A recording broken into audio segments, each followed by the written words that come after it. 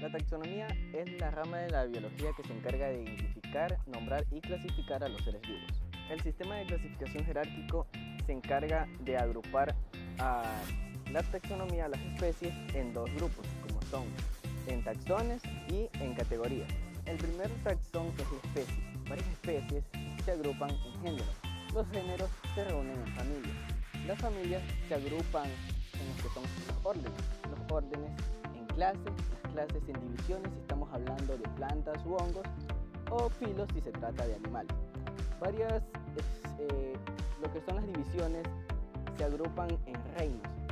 Diferentes tipos de reinos como son la Monera, Protista, Fungi, Animalia o Plantae. Estos tipos de reinos se agrupan también en lo que son dominios. Existen tres tipos de dominios, que son Eucaria, Bacteria y Arquea. Por ejemplo, tenemos la taxonomía del maíz.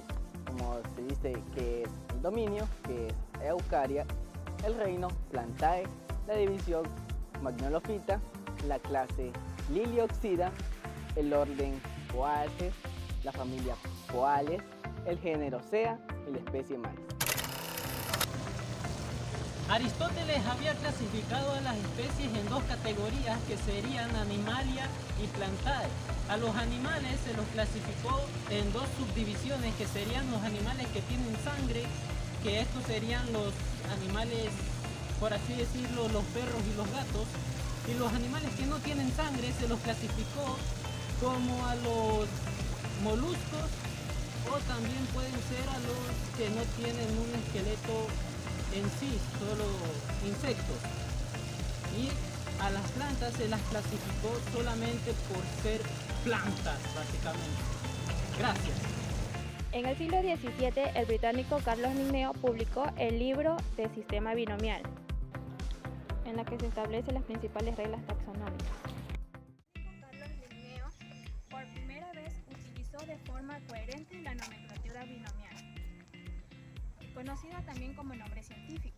Otro ejemplo de nombre científico es Homo sapiens. Homo, que es el género, y sapiens, que es el epíteto específico, que significa hombre sabio. ¿Cómo se organizan los seres vivos? Los seres vivos se organizan en tres reinos: animales, plantas y protistas, donde se incluyen a las bacterias, protozoarios, hongos, donde no encajaban con los anteriores reinos.